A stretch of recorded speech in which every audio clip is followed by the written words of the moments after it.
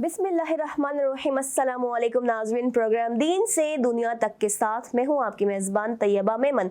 Programme में आपको खुशामदीद कहती हूँ।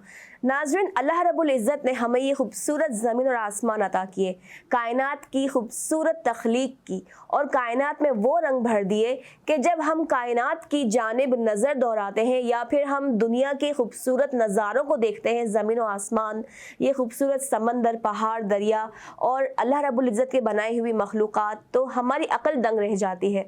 कभी कभार तो हम ये सोचते हैं कि अल्लाह रब्बुल इज़्ज़त का कितना एहसान है कि जो लोग ये कहते हैं कि हमें नहीं पता कि जब बंदा मर जाएगा कब्र में उसके साथ क्या होगा, और हम ये नहीं मानते कि कब्र में उसके साथ अजाब होगा या उसे जज़ा या सज़ा दी जाएगी। तो मैं ये कहती हूँ कि अल्लाह रब्बुल इज़्ज़त ने जब एक औरत को 9 महीने जब एक बच्चा पलता है तो एक बहुत बड़ी मिसाल हमारे सामने है कि उस बच्चे को 9 महीने तक अल्लाह की रज़ा से ना सिर्फ सांस मिलती है, जबकि वो अंदर जो है वो खा पी भी रहा होता है, बातें भी सुन रहा होता है। अगर माँ मोबाइल यूज़ करती है तो वो जो है उसका वही असर उस बच्चे पे पड़ता है। अगर माँ दीनी किताबें पढ़ती है तो उसका असर उस बच्चे पे होता है। कहा जाता है कि शेख अब्दुल कादिर जिलानी जब अपनी माँ के बतन शरीफ से पैदा हुए तो वो 9 या 10 पारे उन्होंने हिफ्ज़ किए हुए थे। तो किस तरह से हिफ्ज़ किए हुए थे? उनकी अम्मी ने वो 9 और 10 पारे पढ़े थे और वो उनके पेट में बाकायदा वो तिलावत कलाम मजीद सुनते थे, तो बच्चे पर बहुत असर पड़ता है। तो जो लोग ये कहते हैं कि हमें ये नहीं लगता कि कब्र में सवाल जवाब किए जाएंगे, जज़ा या सज़ा की जाएगी, जन्नत और दोज़ख की खिड़की खोल दी जाएगी या फिर मुनकर नकीर आकर हमसे सवाल जवाब करेंगे, तो उनके लिए, अक्ल वालों के लिए ये निशानी ही काफ़ी है कि जो अल्लाह रब्बुल इज़्ज़त माँ के पेट में 9 महीने बच्चे को ग़िज़ा, सांस जो है वो फराहम कर सकता है, तो वो अल्लाह रब्बुल इज़्ज़त तो हर शे पर कादिर है और बेशक अक्ल वालों के लिए बहुत बड़ी निशानी है। तो हम बात कर रहे थे अल्लाह रब्बुल इज़्ज़त की तख्लीक करदा कायनात पर, दुनिया पर और अशरफुल मखलूक़ात पर, बाकी मखलूक़ात पर। अच्छा, यूँ तो कुरान मजीद में हम अगर ज़मीन और आसमान के बारे में देखें तो हमें बहुत सारी ऐसी बातें देखने सुनने को मिलती हैं, लेकिन जो एक बात मेरे दिल पे जिस चीज़ ने असर की तो वो ये थी कि जब हम आसमानों के हवाले से मुताला करते हैं कुरान मजीद का, तो अल्लाह रब्बुल इज़्ज़त ने 7 आसमान बहुत ही खूबसूरत बनाए। यूँ तो तमाम आसमान बेहद खूबसूरत हैं, लेकिन ज़ीनत पहले आसमान की है, जैसे नीली चादर पर सफ़ेद मोती बिखरे हुए हों। तो ये एक बहुत ही बड़ी अल्लाह रब्बुल इज़्ज़त की तख्लीक करदा कायनात में अशरफुल मखलूक़ात के लिए, अक्ल वालों के लिए निशानी है कि जो अल्लाह रब्बुल इज़्ज़त ज़मीन और आसमान बना सकता है, हमें और आपको पैदा कर सकता है। खल्क़े खुदा के नज़ारे जब हम देखते हैं तो वो अल्लाह रब्बुल इज़्ज़त हर शे पर कादिर है। नाज़रीन, आज का जो हमारा एक टॉपिक है, जब मैं 2 दिन पहले एक न्यूज़ सुन रही थी तो उसमें हमने क्लाइमेट चेंजेस के हवाले से बहुत सारी जो है वो बातें सुनी और देखी कि अक़वाम मुत्तहिदा के मुताबिक जो है इस वक्त जो रवां साल 2024 है वो गुज़िश्ता तमाम सालों के मुकाबले में गर्म और मरतूब रहेगा, खुश्क रहेगा। तो किस हवाले से, किन वजूहात की बिना पर ये मौसमियाती तब्दीलियाँ असरअंदाज हो रही हैं, मुरतब हो रही हैं? क्या असरात मुरतब होंगे, जो है मनफी असरात मुरतब होंगे या फिर मस्बत असरात मुरतब होंगे? और इसके अलावा जो इस क्लाइमेट चेंजेस से जो ज़मीन पर, जो इंसानी ज़िंदगियों पर असरात मुरतब होंगे, हम इस हवाले से भी बात करेंगे। और दूसरी बात ये कि इस वक्त कराची में जिस तरह की हीट वेव चल रही है और जिस तरह से हीट स्ट्रोक का कहा गया है, तो ये भी एक बहुत बड़ी ख़तरे की घंटी है, स्पेशली उन लोगों के लिए जो हार्ट पेशेंट्स हैं, जिनको दमे का मर्ज़ लाहक है, क्योंकि इस वक्त जो खुश्क मौसम एक चल रहा है कराची में, तो उससे जो है वो काफ़ी असरअंदाज हो रही है तब्दीलियाँ इंसानों की ज़िंदगी पर भी और जो है वो माहौलियात पर भी। तो इन सब की वजूहात क्या है? माहौलियाती आलूदगी, तो इससे किस तरह से निपटा जा सकता है, हम ये भी बात करेंगे। लेकिन सबसे पहले प्रोग्राम का बाकायदा आगाज़ करते हैं। हमारे साथ इस वक्त स्टूडियो में मौजूद है जनाब डॉक्टर मोहम्मद शफीक चिश्ती साहब, जो कि होम्योपैथिक मेडिकल साइंस में 40 साल तजुर्बाकार डॉक्टर हैं। अस्सलामु अलैकुम। जी वालेकुम सलाम। बहुत शुक्रिया सर, आप हमारे प्रोग्राम में तशरीफ़ लाए। बहुत शुक्रिया आपका कि आपने दावत दी। बहुत शुक्रिया सर। सर ये बताइएगा कि मौसमियाती तब्दीलियाँ इस वक्त काफ़ी असरअंदाज हो रही हैं माहौलियात पर भी, इंसानी ज़िंदगियों पर भी। तो सर क्या असरात मुरतब होंगे इन मौसमियाती तब्दीलियों के, क्या असरात मुरतब होता आप देख रहे हैं? बिस्मिल्लाहिर्रहमानिर्रहीम सल्लल्लाहु अला हबीबी मुहम्मदिन व आलिहि व सहाबिहि व बारिक वसल्लम। कबल इसके कि मैं आपके सवाल का प्रॉपर जवाब दूं, आपने प्रोमो में मुझे किसी और तरफ माइल कर दिया। बेशक अल्लाह रब्बुल इज़्ज़त ने कहा खलक़ल इंसान मिन अलक़, मैंने इंसान को तख्लीक किया, और साथ कह दिया कि नुत्फ़े से। यहाँ एक इशारा है कि खालिक़े कायनात वो एक ज़ात है और उसी ने इंसान को भी जो है वो तख्लीक की है। अब हमारे यहाँ मामला ये होता है कि दावा ये होता है वालिद की तरफ से, नहीं मेरी कोशिश, वालदा की तरफ से, नहीं मेरी कोशिश। लेकिन जब उनसे पूछा जाए कि भाई अच्छा आपकी कोशिश है तो ये बताएं मादर शिकम में, मदर एब्डोमेन में जो है मेल है या फीमेल है, बिल्कुल, तो वहाँ खामोशी हो जाती है। नहीं जी, हम तो अल्ट्रासाउंड जब कराएंगे तब पता चलेगा। तो जिनको ये भी नहीं पता कि आने वाला बच्चा किस रूप में है, कौन है, उनका दावा यह है कि नहीं हमारी कोशिश है। लेकिन खालिक ने कहा कि इसको तख्लीक करने वाली ज़ात मेरी है। तो यहाँ सिंपल सी एक बात कह के आगे बढ़ जाऊँगा कि इंसान के दो रूप हैं, एक ज़ाहिरी, एक बातनी। जो बातनी है वो उसकी रूह है, वही मुकम्मल इंसान है। जिसका नाम रूह रखा गया है वो एक मुकम्मल इंसान है। और उसी ने बहुत पहले इस बात का इकरार किया था कि जब उससे पूछा गया अलस्तु बिरब्बिकुम, क्या मैं तुम्हारा रब हूँ, तो उस वक्त उस रूह ने जो एक मुकम्मल इंसान था कहा था कालू बला, हाँ बेशक तू हमारा रब है। तो रूहानी जो इंसान है वो मालिक कायनात ने उस टोटली सीक्रेट रखा है और उसी की तख्लीक है। ये जो ज़ाहिरी बदन है ये उस सीक्रेट के ऊपर एक लिबास है। हम समझ रहे होते हैं ये ज़ाहिरी बदन सब कुछ है, ज़ाहिरी बदन कुछ भी नहीं है। ये आग पानी मट्टी हवा है, आज भी, आज से पहले भी था, और जब ये कब्र में चला जाएगा, लाहद में चला जाएगा, फिर आग पानी मट्टी हवा बन जाएगा। लेकिन वो जो असल इंसान है वो वही है जिसको उसने तख्लीक किया। और जिस तरीके से आज जगह जगह कैमरे लगाकर, सैटेलाइट लगाकर एक एक चीज़ को नोट कर लिया जाता है, बिल्कुल इसी तरीके से ये जो बैठे हुए ना, ये इशारा था कि भाई मैं सारा कुछ नोट कर रहा हूँ और ये सारा तुम्हारे सामने आएगा। तो वो जो अंदर का इंसान है, जो अंदर की बोली भी समझ लेता है, आपने सोचा, उसने कहा, उसने समझ लिया, और वो कहता है कि नेकी का इरादा किया है तो मैं उसका अजर दूंगा, और बुराई का इरादा किया है तो जब तक करोगे नहीं कुछ नहीं कहूँगा। तो वो अंदर का जो इंसान है वो खालिक कायनात का एक हकीकी तस्वर है और वो सब कुछ नोट कर रहा है और वही सामने आना है। इसलिए कब्र में जज़ा और सज़ा का मुकम्मल तस्वर है। अब आ जाते हैं आपकी बात की तरफ कि ये जो माहौलियाती तब्दीलियाँ आ रही हैं, क्या इनके इंसानी जिस्म पर असरात होते हैं? हमारा जिस्म जो तख्लीक किया गया है उसका इंटरनल एक टेम्परेचर है जो कम व बेश फिक्स रहता है। और बॉडी की खूबसूरती ये है कि अगर टेम्परेचर वेरिएट कर जाए बाहर का, तो इंटरनल ब्रेन से रिफ्लेक्सेस जाते हैं और इंटरनल टेम्परेचर जो है फिर कांस्टेंट होना शुरू हो जाता है। अगर सर्दी है तो इंटरनल टेम्परेचर जो है बाहर से एडजस्ट होकर कांस्टेंट रहता है, 37 डिग्री फ़ारेनहाइट ही रहता है। और अगर बाहर ज़्यादा गर्मी है तब भी वो एक कांस्टेंट उस अंदाज में रहता है।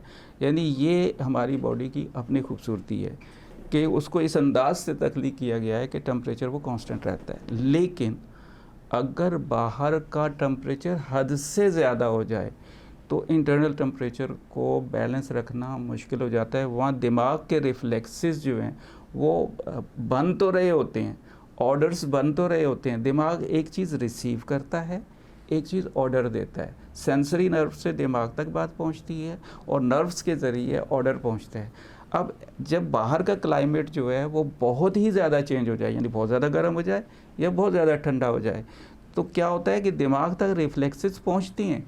दिमाग जो ऑर्डर कर रहा होता है वो अपनी जगह पे नहीं पहुंच रहा होता, सही। इसलिए उसके असरात बॉडी पर पहुंचते हैं और बॉडी जो है वो डैमेज होना शुरू हो जाती है, जिसको आम ज़ुबान में हम ये कहते हैं कि इंसान जो है वो बीमार हो गया है। सही जी। तो सर इसकी एहतियाती तदाबीर या फिर इसका इलाज किस तरह से मुमकिन है? देखिए, पहली बात तो अच्छी कही आपने, एहतियाती तदाबीर। हमने अपने आप को पहले तो सेफ़ रखना है। सेफ़ रखना सबसे बड़ी कामयाब कोशिश होगी।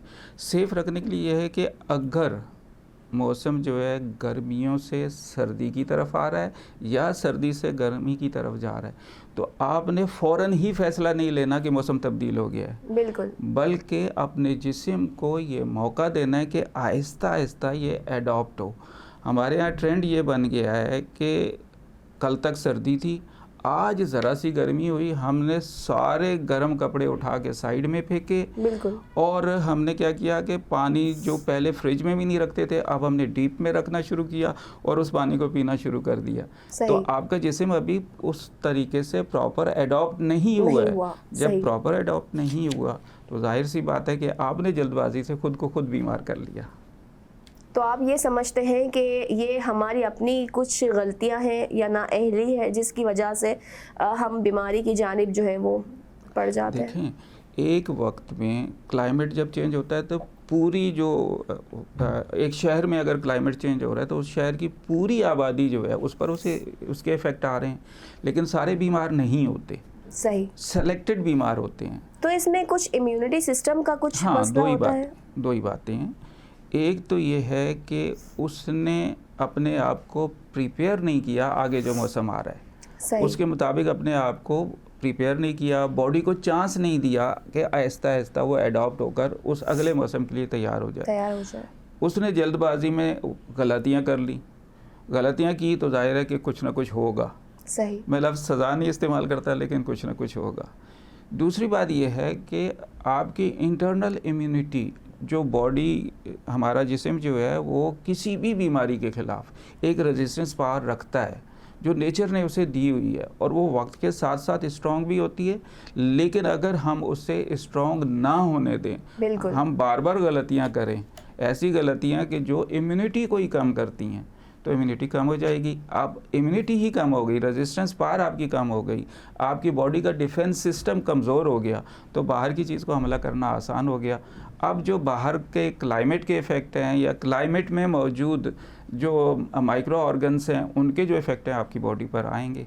तो सर, इस मौसम में जो इस वक्त गर्म और खुश्क मौसम चल रहा है, तो सर इसमें जिन अफराद को दिल के अमराज लाहक हैं या फिर दमा का जो मर्ज़ है वो लाहक है, क्योंकि इस वक्त बहुत ही गर्द आलूद मौसम चल रहा है, तो सर ऐसे लोगों के लिए क्या एहतियाती तदाबीर हैं, क्या जो है वो इलाज हो सकता है? देखिए, अगर आपका इशारा इस वक्त के मौसम यानी गर्मी की तरफ है, तो जब ठंडे से गर्मी की तरफ आते हैं तो हर चीज़ जो है वो ड्राई होना शुरू हो जाती है। स्पेशली हम अगर मट्टी की बात करें तो मट्टी जो है वो सूखना शुरू हो जाती है, और जब सूखेगी और फिर क्लाइमेट चेंज होगा, हवा की रफ्तार जो है वो बढ़ जाएगी, तो क्या होगा कि वो एवोपरेट होकर उड़ना शुरू हो जाएगी या एटमॉस्फेयर के अंदर वो बिखर जाएगी। अब एक मट्टी के ज़र्रात जो है अगर यहाँ बहुत ज़्यादा फैल जाएं, यानी एटमॉस्फेयर में बहुत ज़्यादा फैल जाएं, तो कुछ लोग ऐसे हैं जो उसका इफ़ेक्ट बहुत ज़्यादा ले लेती हैं। उनमें वो मरीज़ हैं जिनकी तरफ आपने इशारा किया कि चाहे वो दमा के मरीज़ हों, यानी एस्थमिक पेशेंट हो, चाहे वो कार्डियक पेशेंट हो, दिल के मर्ज़ का शिकार हों, तो ये लोग ज़रा जल्दी इफ़ेक्ट हो जाते हैं। और उसकी वजह ये होती है कि इनका जो रेजिस्टेंस डिफेंस पावर है या डिफेंस सिस्टम है या इम्यूनिटी है, वो ज़रा दूसरों के मुकाबले में कम होती है, तो ये फ़ौरी तौर पर इफ़ेक्ट ले लेते हैं, इसके असरात फ़ौरी तौर पर पड़ते हैं। दमे का मरीज़ जैसे ही डस्टी एटमॉस्फेयर में जाएगा तो फ़ौरी तौर पर उसकी नोज़ और थ्रोट के अंदर जो है इरिटेशन शुरू हो जाएगी, और इस इरिटेशन के नतीजे में क्या होगा कि फ़ौरी तौर पर उसको स्नीजिंग शुरू हो जाएगी, छींकें आना शुरू हो जाएंगी और फ्लू के अटैक में चला जाएगा। अब वो जो दमा पहले उसके एक हद तक कंट्रोल में था, अब इसके नतीजे में वो और ज़्यादा जो है एग्रवेट कर जाता है, बहुत ज़्यादा बढ़ जाता है और पेशेंट बहुत ज़्यादा जो है वो तकलीफ़ में आ जाता है। तो पहली और सबसे बड़ी एहतियात तो उस पर यही है कि अगर बाहर डस्ट थर्म्स मौजूद है और उसके नतीजे में जो है बाहर मट्टी का एक तूफ़ान आया हुआ है, तो ऐसा पेशेंट उस तूफ़ान में ना निकले। जो पहले ही से एलर्जिक है मट्टी से, वो उस जगह पे ना जाए कि जहाँ मट्टी ज़्यादा उड़ रही है, वरना वो तकलीफ़ उठाएगा। एक आम आदमी भी उस जगह जाए तो वक्ती तौर पर वो इफ़ेक्ट ले लेता है। तो जो पहले से पेशेंट है वो ज़्यादा इफ़ेक्ट लेता है। तो दमे के मरीज़ को पहली तो उस पर पाबंदी यही है कि जहाँ मट्टी बहुत ज़्यादा उड़ रही है, डस्टी एटमॉस्फेयर है, वो वहाँ ना जाए, वरना अपनी तकलीफ़ बढ़ा लेगा। दिल के जो मरीज़ हैं उनमें बेशुमार कॉजेज़ होते हैं, कार्डियक प्रॉब्लम्स मुख्तलिफ़ तरह के होती हैं, जिनमें से एक एस्थेमिक कार्डियक प्रॉब्लम भी है। अब एक पेशेंट जो एस्थेमिक है उसको जो कार्डियक प्रॉब्लम आ रही है, वो तो सीधी सी बात है कि ऐसे एटमॉस्फेयर में जाएगा तो यकीनन एग्रावेट कर जाएगी, बहुत ज़्यादा बढ़ जाएगी और वो बहुत ज़्यादा तकलीफ़ में चला जाएगा। तो उससे सबसे बड़ी उस पर एहतियात यही है कि वो ऐसी जगह पर ना जाए जहाँ ये माहौल बन चुका है या डस्टी माहौल बन चुका है, तो अपने आप को वो सेफ़ रख सकता है। सही, बहुत शुक्रिया सर। इस वक्त हम लेंगे एक छोटा सा ब्रेक, हमारे साथ रहिए।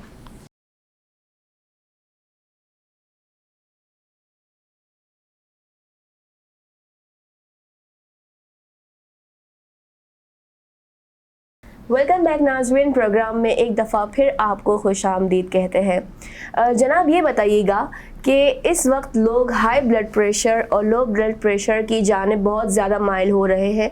मींस के अगर आप किसी छोटे बच्चे से भी पूछ लें मेरा ब्लड प्रेशर लो हो रहा है, अगर आप किसी बुज़ुर्ग से पूछ लें मेरा ब्लड प्रेशर हाई हो रहा है। तकरीबन 2 दिन पहले जब मैंने एक आंटी को देखा, उनका ब्लड प्रेशर 120-170 कुछ था समथिंग। तो सर इनकी वजूहात क्या हैं, इलाज क्या है, एहतियाती तदाबीर क्या है? क्योंकि मैं ये समझती हूँ या लोग ये कहते हैं कि एहतियात इलाज से बेहतर है। तो सर इस हवाले से आप क्या कहेंगे? देखिए, ब्लड प्रेशर को पहले समझें कि ब्लड प्रेशर है क्या, तो फिर काम आसान हो जाएगा। हमारे पास जो हार्ट है ये पैल्पिटेट करता है, पंपिंग करता है, और इसके पंपिंग के नतीजे में क्या होता है कि ब्लड हार्ट से निकलकर आगे की ब्लड वेसल्स में, आर्टरीज में जा रहा होता है। इसी तरीके से हार्ट की तरफ भी ब्लड आ रहा होता है। तो पूरे जिस्म का एक सर्कल सिस्टम है, पूरे जिस्म से खून दिल में पहुंचता है और दिल से फिर पूरे जिस्म को जाता है। सही। तो जो बीच के पैसेज हैं या बीच का जो रास्ता है वो ब्लड वेसल्स हैं। ब्लड वेसल्स के ऊपर जब हार्ट कॉन्ट्रैक्ट करता है, सिकुड़ता है, तो जाहिर सी बात है एक प्रेशर दे रहा है। ब्लड वेसल्स पर वो जो प्रेशर होता है उसी का नाम हमने ब्लड प्रेशर रखा हुआ है। जब हार्ट सिकुड़ता है और आगे ब्लड वेसल्स के अंदर जो है एक लिक्विड, चूँकि ब्लड लिक्विड है, एक प्रेशर डेवलप करता है, तो उस प्रेशर का नाम हमने ब्लड प्रेशर रखा हुआ है। अब अगर किसी भी वजह से वो वेसल्स नैरो हो जाएं तो रिज़ल्ट क्या होगा कि हार्ट तो उसी स्पीड से, उसी ताकत से, उसी पावर से जो है वो कॉन्ट्रैक्ट कर रहा है, लेकिन आगे का जो पैसेज है वो तंग हो गया है। तो पानी, अगर प्लांट्स को जब गार्डनिंग करते हैं ना, तो उसमें देखते हैं कि अगर पानी हमने दूर तक फेंकना होता है तो पाइप को थोड़ा सा प्रेस कर देते हैं तो पानी दूर तक चला जाता है जी।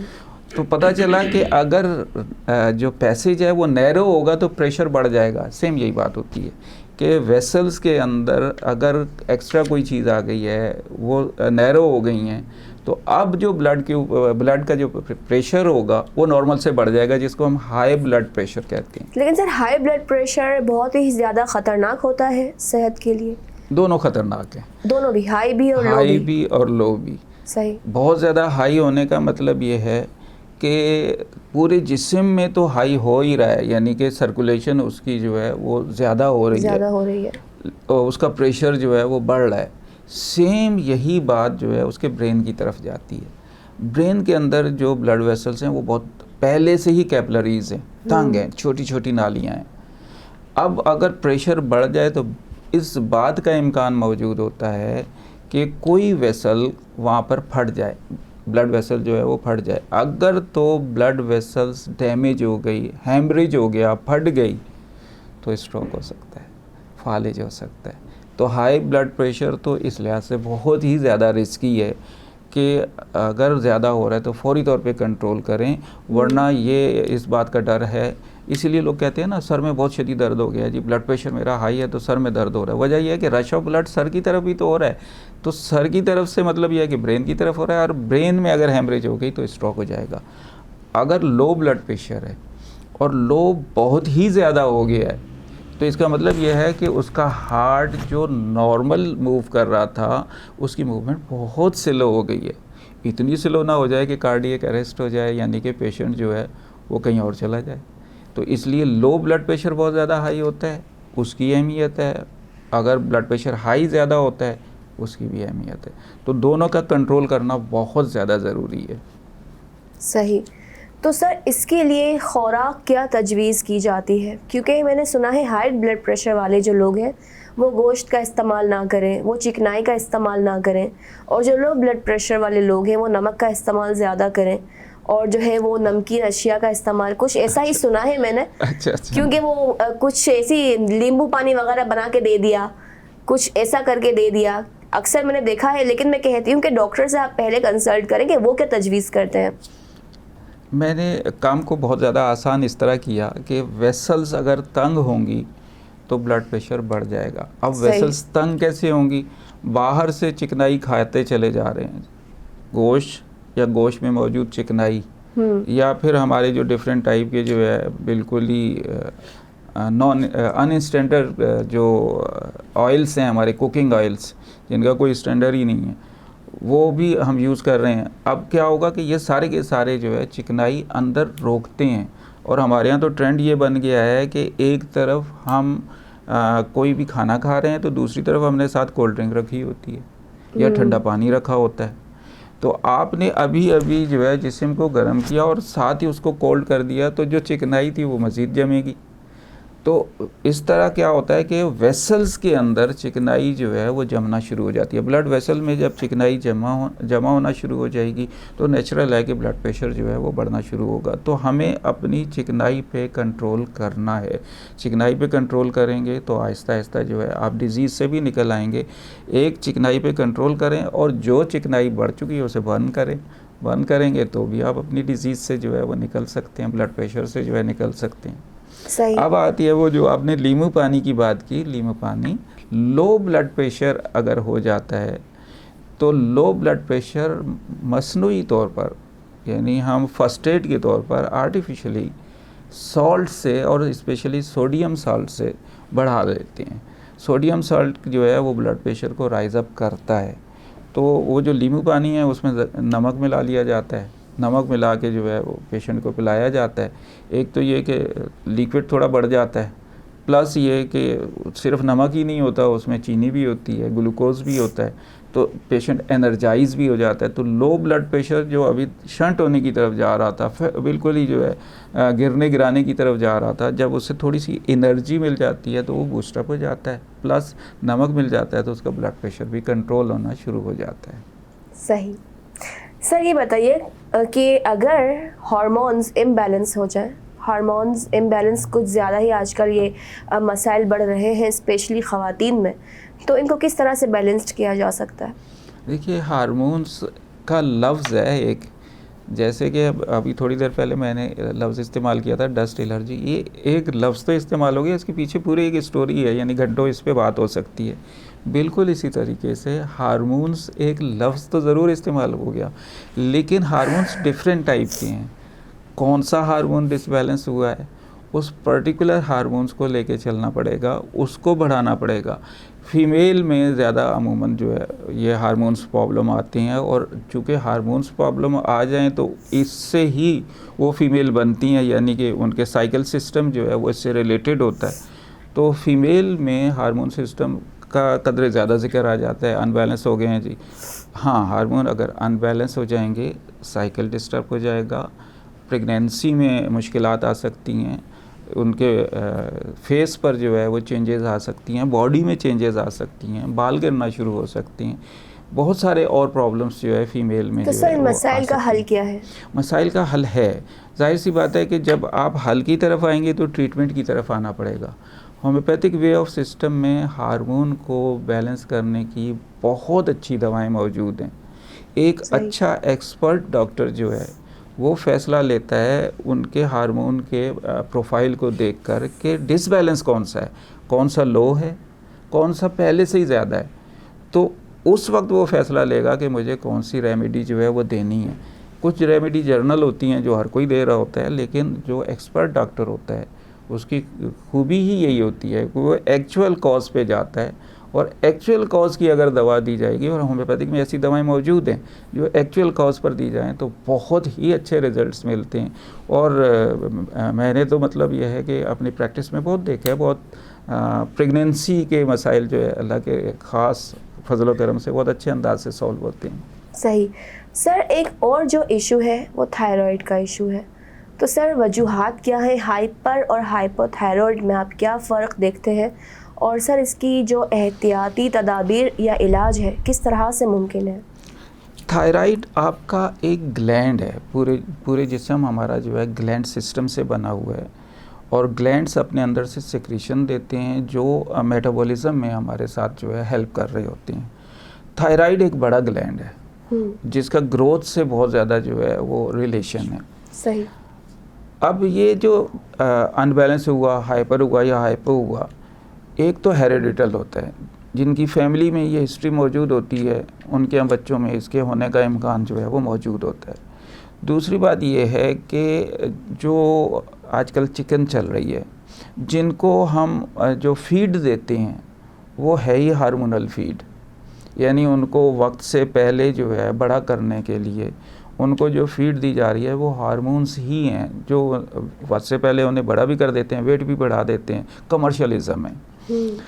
अब वो मेडिसिन या वो गोश्त जो है अगर फीमेल खाएगी और बार बार खाएगी, और हमारे यहाँ जाहिर है कि ऐसा ट्रेंड हो गया है, कुछ नहीं समझ में आ रहा जी, फिश चिकन जो है वो उसका इस्तेमाल कर लेते हैं, चिकन का ये बना लें, ये बना लें, ये बना लें, बीसियों आइटम्स जो है वो चिकन से फीमेल बना लेती हैं। लेकिन उसके बाइनरी इफ़ेक्ट के तौर पर या उसके प्रॉब्लम्स की अंदाज से जो है इस चिकन से ख़वातीन का हार्मोनल सिस्टम जो है वो डिसबैलेंस हो जाता है। इसलिए ख़वातीन को, स्पेशली जो यंग ख़वातीन हैं, उन्हें तो बिल्कुल नहीं इस्तेमाल करनी चाहिए चिकन, या मिनिमाइज़ करनी चाहिए। बहुत कभी कभी तो कोई बात नहीं होती है, लेकिन महदूद करनी चाहिए, वरना हार्मोनल सिस्टम उनका डिसबैलेंस होगा। दूसरी बात यह है कि अब जो हम दूध पी रहे हैं, जाहिर सी बात है कि दूध जो है वो मतलब बफेलो का या भैंस का दूध जो है वो इस्तेमाल किया जाता है, और भैंस का दूध आजकल बेचारी भैंस उस वक्त तक दूध ही नहीं देती जब तक कि उसे इंजेक्शन ना लगाया जाए, और वो भी हार्मोनल है। और वो जो ऐसे वो इंजेक्शन ऐसे हैं जो ख़वातीन में किसी ख़ास मौके पे लगाए जाते हैं, लेकिन यहाँ तो उस भैंस को लगाया जा रहा है और फिर दूध आ रहा है। अब वो दूध इस्तेमाल हो रहा है, वो घर घर में इस्तेमाल हो रहा है, वो बच्चे भी पी रहे हैं, बड़े भी पी रहे हैं, तो उसकी वजह से भी इफ़ेक्ट आ रहे हैं। यानी हमारे यहाँ चेक एंड बैलेंस की ज़रूरत है कि जिन चीज़ों से आगे वाली जनरेशन को बहुत ज़्यादा नुकसान होना है, ये जनरेशन सह लेगी, इसके बाद वाली इससे वीक होगी, इससे बाद वाली इससे ज़्यादा वीक होगी, तो अभी से उस चीज़ पे कंट्रोल करें। तो ये जो दूध है ये भी इफ़ेक्ट करता है, और गोश्त भी इफ़ेक्ट करता है बहुत ज़्यादा। इन चीज़ों से जो है हार्मोनल डिसबैलेंस हो जाती है। थायराइड की जहाँ तक बात है, अब एक तो इस अंदाज से उन्होंने मतलब अपने सिस्टम को अनबैलेंस किया, और जितने भी उनके ग्लैंड सिस्टम थे वो बिगड़ गए, और उनमें स्पेशली थायराइड बिगड़ गया। दूसरी सूरत ये होती है कि अगर एक पेशेंट जो है वो बहुत ज़्यादा खटाई का इस्तेमाल करना शुरू कर दे, तो थायराइड फौरी तौर पर उससे इफ़ेक्ट होता है। बहुत ज़्यादा खट्टी चीज़ें लेने से जो है थायराइड पर उसके बैड इफ़ेक्ट पड़ते हैं, और थायराइड जो है वो डिसऑर्डर हो जाता है, या तो हाइपर हो जाएगा या हाइपो हो जाएगा। ये भी पॉसिबिलिटीज़ है। सर आपकी एक बात जो अभी आपने की कि चिकन जो है वो ख़वातीन को कम इस्तेमाल करनी चाहिए। जो ख़वातीन वर्जिश करती हैं, जो ख़वातीन जो है वो डाइट करती हैं, तो उनको मैक्सिमम जो है वो चिकन रेकमेंड किया जाता है, जो कि वो कहते हैं कि प्रोटीन की एक बहुत बड़ी सोर्स है। तो अगर चिकन यूज़ ना करें तो वो क्या यूज़ करें प्रोटीन के रिसोर्सेज के लिए? प्रोटीन सिर्फ चिकन का नाम तो नहीं है, प्रोटीन लोगों ने ये जहन में बिठा दिया है ना कि आपको प्रोटीन लेना है तो चिकन यूज़ करना आपको बहुत ज़रूरी है। आपका अनाज जिसे कहते हैं ना, आपकी जितनी दालें हैं इनमें प्रोटीन कितना है, नेचुरल है ना, ये नेचुरल फॉर्म में लीजिए ना। वो जो चिकन है जो मतलब ब्रायलर की शक्ल में बिक रही है, वो तो है ही आर्टिफिशियल। या तो फिर आप मुर्गियां खुद पालें, या कहीं गांव देहात में पली हुई मुर्गी है वो इस्तेमाल करें, नो डाउट आपको बहुत अच्छे रिजल्ट्स मिलेंगे, एनर्जी भी मिलेगी, और हार्मोन का भी कोई इशू नहीं आएगा। प्रोटीन लेना चाह रहे हैं, प्रोटीन जाहिर सी बात है कि किसी भी तरह के गोश्त में मौजूद है, तो दूसरा गोश्त इस्तेमाल कर लीजिए। सही। तो सर ये गाय का गोश्त इस्तेमाल किया जा सकता है प्रोटीन रिसोर्सेज के लिए? हाँ, यकीनन किया जा सकता है। सुन्नत तो ये थी कि गाय का दूध और भैंस का जो है गोश्त इस्तेमाल किया जाए, लेकिन उसके उलट चल रहा है, ओवरऑल यही ट्रेंड बन गया है। सही। तो बहरहाल दोनों इस्तेमाल किए जा सकते हैं, क्योंकि जिस चीज़ की कुर्बानी हो सकती है, जैसे गाय की कुर्बानी होती है, तो कुर्बानी जायज़ है तो गोश्त खाना तो उससे ज़्यादा जायज़ है फिर। सही। सर आजकल मलेरिया का जो एक वबा है, मलेरिया के जो अमराज में इजाफा हो रहा है, तो सर इसके लिए हमें ये तो पता है कि मच्छर के काटने से मलेरिया हो जाता है, लेकिन सर इसके लिए एहतियाती तदाबीर भी हमें पता है कि हमें मच्छरदानी का इस्तेमाल करना है, लेकिन जिससे अगर मलेरिया हो जाए तो उसके लिए फिर इलाज क्या मुमकिन है? इलाज पे बात आ जाएगी तो फिर वही होगा कि नो डाउट कि होम्योपैथिक में सिंपल मलेरिया जो है, प्लाज्मोडियम मलेरिया, इसका भी ट्रीटमेंट मौजूद है, और चिकनगुनिया बड़ा परेशान कुन मर्ज़ है, उसका भी बहुत अच्छा इलाज जो है वो मौजूद है, और बहुत सिंपल मेडिसिन से इलाज मौजूद है। मेडिसिन का नाम हो सकता है कि यहाँ लेना मुनासिब ना हो, कि लोग जो है वो सेल्फ मेडिकेशन पे चले जाएंगे, लेकिन मलेरिया क्यों होता है वो तो जाहिर सी बात है कि मच्छर के काटने से, लेकिन हर मच्छर के काटने से मलेरिया नहीं होता। मच्छर की एक ख़ास स्पीसीज़ है जिसे हम एनाफिलिस कहते हैं, एनाफिलिस के काटने से जो है वो मलेरिया होता है, और एनाफिलिस में भी बेचारी जो फीमेल है वो काट ले तो मलेरिया होता है। सही। मेल काटता ही नहीं है, और मेल काट भी ले तो जो है उससे मलेरिया नहीं होता, तो उसकी फ़ीमेल के काटने से जो है वो मलेरिया होता है। उसमें जो प्लाज्मोडियम मौजूद हैं वो अंदर जाकर जो है अपना इंक्यूबेशन पीरियड पहले मुकम्मल करते हैं, और जब इंक्यूबेशन पीरियड मुकम्मल हो जाता है तो मलेरिया के इफ़ेक्ट्स जो है वो ज़ाहिर होना शुरू हो जाते हैं और मलेरिया हो जाता है। सर डायरिया के मर्ज़ में आजकल बहुत से लोग जो है मुतासिर हैं इस मर्ज़ से, तो सर इसका जो है वो इलाज क्या पॉसिबल है? एहतियाती तदाबीर तो हमें बताएंगे ही आप, लेकिन इलाज भी बताइएगा। अच्छा, डायरिया जो है ना, ये गर्मियों का एक तोहफ़ा भी है। गर्मियों में कदरे ज़्यादा डायरिया जो है वो चलता है, बल्कि कॉलरा चल जाता है, यानी कि एक तरफ वोमिटिंग हो रही होती है, एक तरफ लूज़ मोशन हो रहे होते हैं।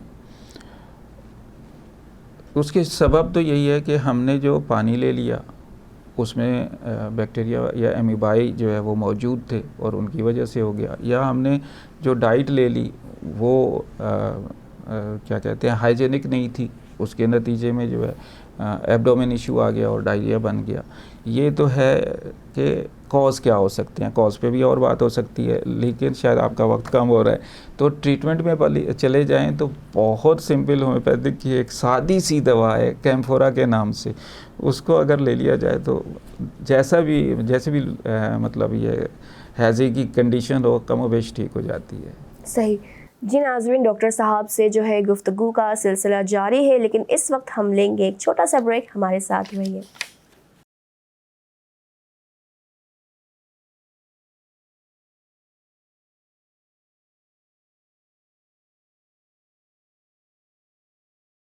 वेलकम बैक नाज़रीन। ब्रेक के बाद आपको एक दफ़ा फिर खुशामदीद कहती हूँ। डॉक्टर मोहम्मद शफीक चिश्ती साहब हमारे दरमियान मौजूद हैं और 40 साला होम्योपैथिक डॉक्टरी का तजुर्बा है इन्हें, और हमारे प्रोग्राम में तशरीफ़ लाए हैं, तो मैं इनकी शुक्रगुजार हूँ और प्रोग्राम को आगे बढ़ाते हुए कुछ मज़ीद सवालात करूँगी इनसे। सर ये बताइएगा कि आप प्रेशर थेरेपी भी जानते हैं, तो सर क्या हाइपरटेंशन को नॉर्मल करने की भी कोई थेरेपी है? अच्छा, ये आपने जो क्वेश्चन किया, अगर कोई मार्क्स देने होते तो 100 में से 100 मार्क्स दूंगा। ये क्वेश्चन ऐसा है, और इन मार्क्स के देने की वजह क्या है? वजह ये है कि प्रेशर थेरेपी दो जगह बहुत काम आती है। जहाँ आप ऐसी जगह पे हैं कि आपके पास कोई दवा मौजूद नहीं है, तो वहाँ आपके पास प्रेशर थेरेपी बचती है। या आप कहीं जा रहे हैं और रास्ते में किसी को जो है किसी तकलीफ़ में देखते हैं, तो आपका दिल तो यही चाहेगा कि ये तकलीफ़ से निकले, आप उसकी हेल्प भी करेंगे। बिल्कुल। तो उस वक्त फर्स्ट एड देने के लिए आपके पास प्रेशर थेरेपी है। तो अब आपने प्रेशर थेरेपी पे क्वेश्चन किया है कि हाई ब्लड प्रेशर के लिए क्या कोई प्रेशर पॉइंट है? मैं इसको थोड़ा सा बड़ा कर दूंगा बात को। एक हाइपरटेंशन के लिए पॉइंट बता देता हूँ, और एक रोड पे किसी भी तरह की इमरजेंसी या लो ब्लड प्रेशर के लिए पॉइंट बता देता हूँ। दोनों का बता देता हूँ, हाई ब्लड प्रेशर का भी और लो ब्लड प्रेशर का। हाई ब्लड प्रेशर का पॉइंट बहुत सिंपल है, वो ये है कि अगर हम हाथ के फिंगर्स के साथ थंब को जोड़ लें तो ये जो हाईएस्ट पॉइंट है ये हमारा हाई ब्लड प्रेशर का पॉइंट है। इस प्रेशर पॉइंट पे सिर्फ और सिर्फ जो है पंपिंग करनी है, सही। वाइब्रेशन देनी है, पंपिंग करनी है, और सही। ये भी कोई ज़्यादा नहीं, 2 से 3 मिनट, तो ब्लड प्रेशर ऐसे नीचे आना जो है वो शुरू हो जाएगा।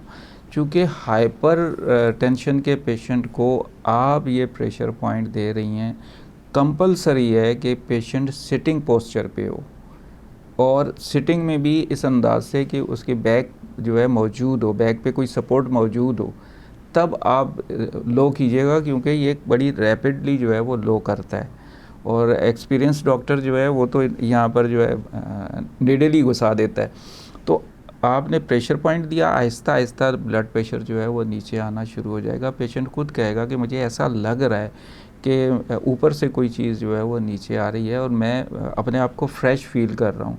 उसके अंदर ये चेंज आना शुरू होती है। आप अगर अपनी ऑब्जर्वेशन देखेंगी तो आपको ऐसा लगेगा कि इसका जो फेज़ था, अभी थोड़ी देर पहले डिप्रेशन शो कर रहा था, अब फ्रेशनेस की तरफ आ रहा है, तो वो रिलैक्स होना शुरू हो जाएगा। तो ऐसे ब्लड प्रेशर को जो है डाउन किया जा सकता है। अगर ब्लड प्रेशर जो है 2 से 3 मिनट में प्रॉपर डाउन नहीं हुआ, तो आप थोड़ा सा गैप करके टाइम बढ़ा दें। और गैप करने का दूसरा सोल्यूशन ये है कि लेफ़्ट साइड पे इसके जो रिज़ल्ट हैं वो बहुत तेज़ हैं, राइट साइड पे जो इसके रिज़ल्ट हैं वो कदरे कम हैं। तो आपने अगर 2-3 मिनट इधर कर लिया है, तो अब बजाय गैप करने के अब दूसरे हाथ पे करना शुरू कर दें। सही। तो अब ये गैप आ गया 2-3 मिनट का, दोबारा से इस हाथ पे आ जाए। तो ऐसे 1-2 एपिसोड करेंगे, ब्लड प्रेशर जो है मैक्सिमम नॉर्मल आ जाएगा। लेकिन अगर बहुत ही ज़्यादा इमरजेंसी हालत है, तो हमारे पाँव पर एक पॉइंट है LIV3, ये एक्सपर्ट यूज़ कर सकता है। सही। और इसकी बॉन्डिंग्स भी ज़्यादा हैं कि पेशेंट लेटा हुआ होना चाहिए, क्योंकि ये तो बहुत ही तेज़ी से जो है नीचे गिराता है।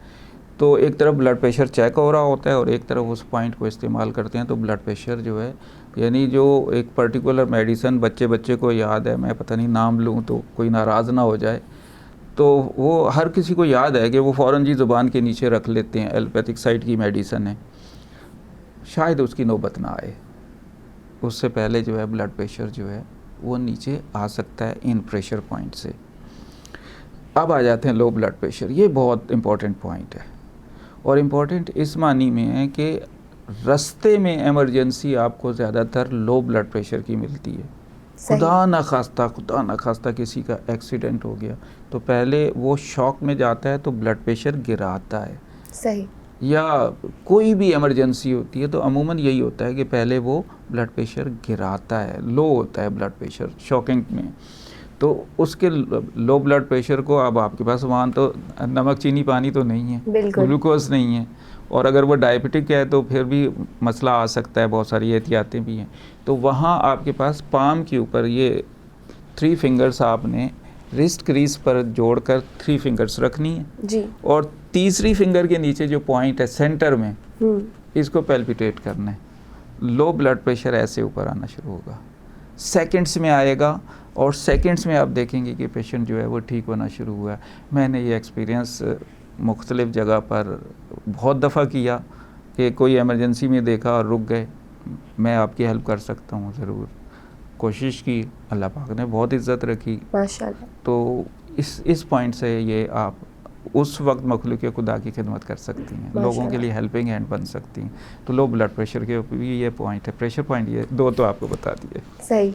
सर, एक और मसला आजकल बहुत आम है कि बढ़ते हुए वज़न से सब परेशान हैं, तो इसके लिए एहतियात क्या करनी चाहिए? क्योंकि लोग आजकल, जैसे आपने बताया कि जंक फूड और ये जो मशरूबात हैं कि इनके बग़ैर खाना नहीं उतरता गले से, तो सर क्या ऐसी एहतियाती तदाबीर या क्या ऐसी बैलेंस डाइट इस्तेमाल की जा सकती है जिसमें वज़न में कमी हो? क्योंकि ये भी एक जो है वो बीमारी है ना, अगर मोटापा हो जाए आपको। देखिए, मोटापा एक तरह का नहीं होता।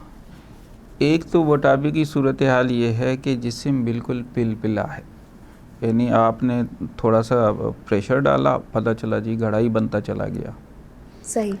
ये एक मोटापे की शक्ल है।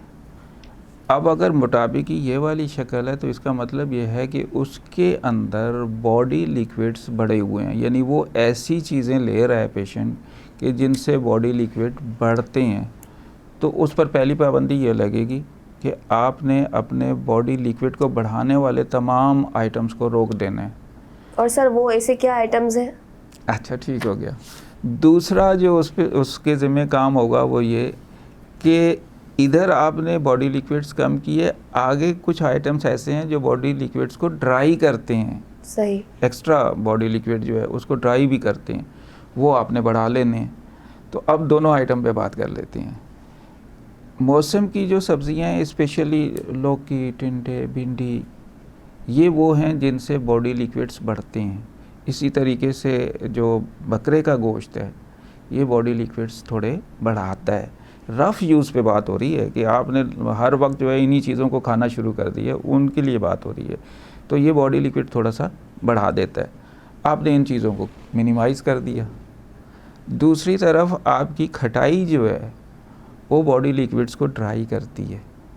अब अगर वो जिस्म जो है वो इस अंदाज का है तो उससे जो है खट्टी चीज़ें देना शुरू कर दें, अगर उसके थ्रोट का इशू नहीं आता तो आहिस्ता आहिस्ता वो उसका मोटापा खुद ही ठीक होना शुरू हो जाएगा। यानी कि ऐसे मोटापे के लिए नींबू पानी एक बेहतरीन ज़रिया आपके पास मौजूद है, चीनी के बगैर। चीनी भी बॉडी लिक्विड्स को बढ़ाती है। ब्राउन शुगर की बात नहीं हो रही, ये जो वाइट शुगर है इसकी बात हो रही है कि वाइट शुगर भी जो है बॉडी लिक्विड्स को बढ़ाती है। तो इसको भी आपने मिनिमाइज़ करवा देना है, बल्कि बंद ही करवा देना है। तो इस तरह से ये वाला मोटापा यहाँ ठीक हो जाएगा। मेल में जो मोटापा होता है वो मेल ज़्यादातर एसिडिक होता है, एसिडिक उसका मिजाज होता है, और वो इस टाइप की चीज़ें भी खा रहा होता है कि जो एसिडिक ही होती हैं। तो उनका जिस्म जो है वो ग्रोथ लेकर ठोस हो जाता है। उनका मोटापा जो है वो ऐसा होता है कि जो आसानी के साथ जो है वो डायलेट नहीं होगा, लेकिन हो जाएगा। उससे अपने मोटापे को कंट्रोल करना है तो दो चीज़ें उस पर बहुत ज़्यादा ज़रूरी हो जाएंगी। एक वो कि ये जंक फूड या इस टाइप की जो चीज़ें हैं वो इनको महदूद कर दे, कम कर दे। दूसरा ये कि वॉक करे। जो उसने अपने अंदर जो है डिपॉजिट कर ली है एक्स्ट्रा कैलोरीज फैट की शक्ल में, वो अगर वॉक करेगा, एक्सरसाइज करेगा तो वो बर्न होना शुरू हो जाएंगी। और एक्सरसाइज या वॉक जो है वो इतनी करनी है कि वो बर्न हो। ये ना हो कि एक कमरे से दूसरे कमरे में मैंने गया तो था, वॉक तो हो गई, ऐसे नहीं। ऑफिस में मैं बॉस के पास 3-4 दफ़ा गया तो था, मेरी वॉक हो गई, ऐसे नहीं होगी वॉक। वॉक का मतलब ये है कि आप कॉन्शियसली ये सोच कर वॉक कर रहे हैं कि मैंने वेट रिड्यूस करना है, और उसमें कम से कम जो टाइम होता है वो 20-25 मिनट है। इससे बढ़ा लें और अच्छा है, लेकिन 20-25 मिनट की वॉक चाहिए और रेगुलर चाहिए। फिर इंशाल्लाह ये वाला मोटापा जो है ये भी कम होना शुरू हो जाएगा। बहुत शुक्रिया डॉक्टर साहब, आपकी बातों से बहुत मुस्तफ़ीद हुए और उम्मीद करती हूँ कि नाज़रीन भी बहुत ज़्यादा मुस्तफ़ीद हुए होंगे। और आज की ये टिप्स और ये जो हमने बातचीत की, जो एक डॉक्टर साहब ने अपना तज्ज़िया पेश किया, नाज़रीन के लिए कारामत साबित होगा इंशाल्लाह। बहुत शुक्रिया सर, हमारे प्रोग्राम में आप तशरीफ़ लाए और बहुत अच्छी बातें बताई आपने। स्पेशली क्लाइमेट चेंजिंग से लेकर मोटापे तक आपने माशाल्लाह बहुत अच्छी बातें बताई। आपकी बहुत शुक्रगुज़ार हूँ सर। सर, पैगाम देना चाहेंगे कुछ? जान है तो जहान है, ज़िंदगी वरना तो बेजान है। तो इंसान को चाहिए कि वो अपने आप को पहले स्टेप में बीमारी से सेफ़ रखने का हर काम करे, और अगर बीमारी हो जाती है तो फिर उस पे वक्त ज़ाया ना करे, फौरी तौर पर उसके ट्रीटमेंट की तरफ जाए। वक्त ज़ाया होने के बाद जब ट्रीटमेंट की तरफ जाते हैं तो मुश्किलात पेश आती हैं, जैसा कि होम्योपैथिक डॉक्टर के साथ होता है कि दुनिया का हर तजर्बा करने के बाद हमारे पास पहुंचते हैं और कहते हैं डॉक्टर साहब आपकी तो दवा से लो है, भाई पहुँचे कब वो। सही, बहुत शुक्रिया सर। और नाज़रीन, प्रोग्राम का वक्त अब ख़त्म हुआ चाहता है। अपनी मेज़बान तैयबा मेमन को दीजिए इजाज़त। अल्लाह हाफ़िज़।